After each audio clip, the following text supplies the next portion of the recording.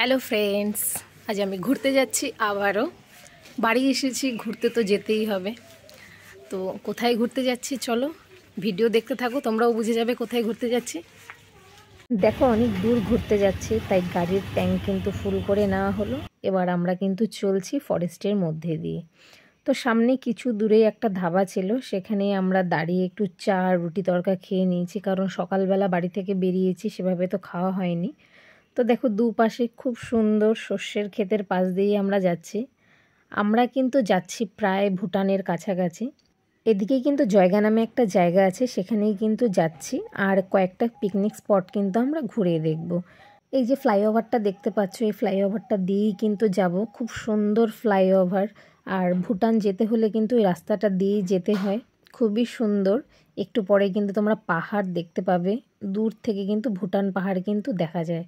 এই যে দেখো পাহাড় কিন্তু দেখা যাচ্ছে। আমরা এখন যাচ্ছি, এটা একটা পিকনিক স্পট, সেই পিকনিক স্পটটাতেই যাচ্ছি। এটা হচ্ছে রন বাহাদুর বস্তি বলে একটা পিকনিক স্পট আছে, সেখানে কিন্তু আমরা যাচ্ছি। এই তো চলে এলাম সেই পিকনিক স্পট রন বাহাদুর বস্তি। এটা কিন্তু নতুন খুলেছে, খুব সুন্দর একটা জায়গা। চলো তাহলে ভিতরে গিয়ে দেখা যাক পিকনিক স্পটটা কত সুন্দর আর ভিউটা কেমন। আমি কিন্তু এই জায়গাটিতে আজকে ফার্স্ট টাইম এলাম, এর আগে কিন্তু আমি কখনো আসিনি। এই প্রথম কিন্তু আমি বন্ধুবান্ধবের সাথে জায়গাটিতে ফার্স্ট টাইম কিন্তু এলাম।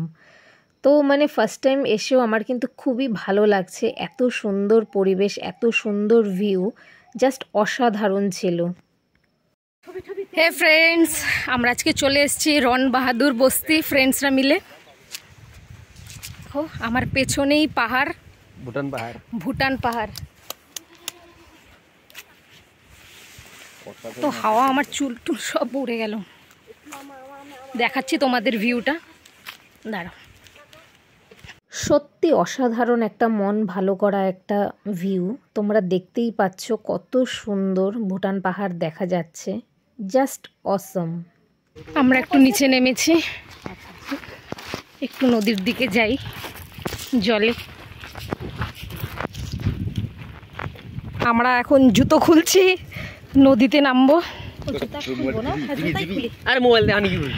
জুতো খোলা শেষ, আমরা এখন যাচ্ছি। এই দেখো নদী, দেখো জল, এই দেখো নদী, পাহাড়।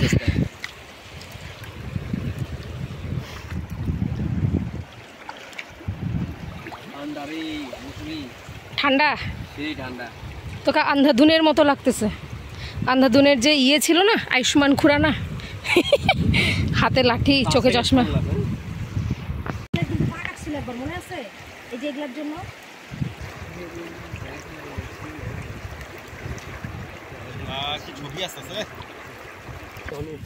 আমরা এখন চলে যাচ্ছি এখান থেকে। এখন আমরা অন্য জায়গায় যাব, আরেকটা স্পটে যাব। দেখো ফ্রেন্ডস, এই যে পাহাড়টা দেখতে পাচ্ছ, এই জায়গাটা হচ্ছে ফুল সিলিং। দেখা যাচ্ছে না এখানে ফুল সিলিং এর যে মন্দিরটা, এটা কিন্তু দেখা যাচ্ছে।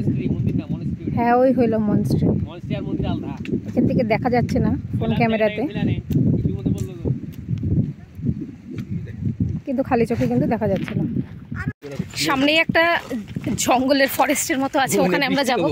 এই যে আকাশ, ওই জঙ্গল ছাড়া ওখানে না গেলে নাকি হবেই না। কি আছে ওইখানে? সোনার খনি, ওই ডাবলুর নিচে। আমরা ওই ডাবলুর নিচে যাব এখন।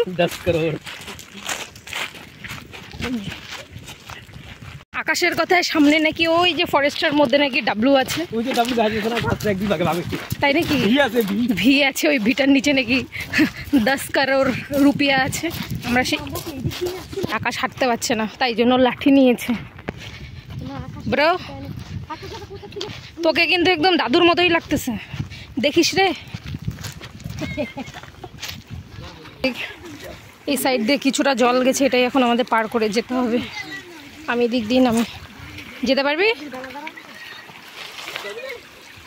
আমি পারবো, চুপ কর, আসছি। আমরা এই পাহাড় ছেড়ে চলে যাচ্ছি এখন ওপরে।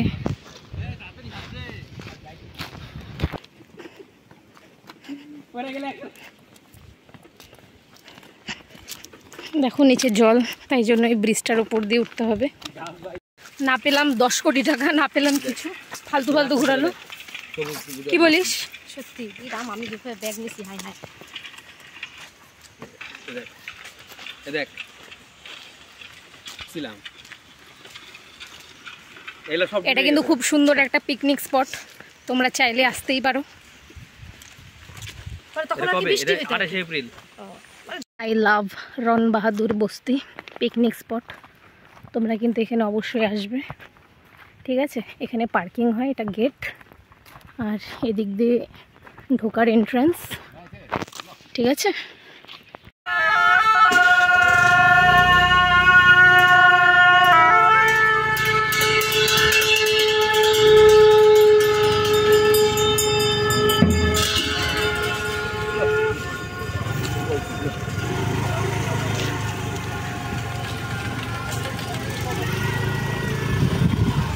দেখো আমরা কিন্তু এখন যাচ্ছি জয়গা, কারণ এখন কিন্তু আমরা জয়গাতে একটা রেস্টুরেন্টে যাব, যার নাম কিন্তু তোরসা রিভার সাইড ক্যাফে।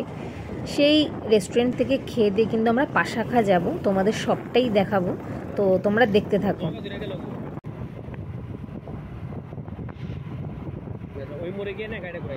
এই হচ্ছে সেই restaurant Torsa river side cafe, যেখানে কিন্তু প্রায় সবাই ঘুরতে আসে, খেতেও আসে, আর খুবই সুন্দর ভিউ এখানে না। আর ভুটান পাহাড়টা কি সুন্দর দেখা যায় দেখো।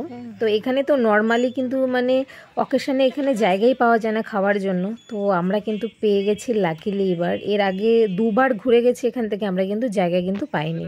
আর খেতে খেতে কিন্তু এরম ভিউ দেখার মজাই আলাদা।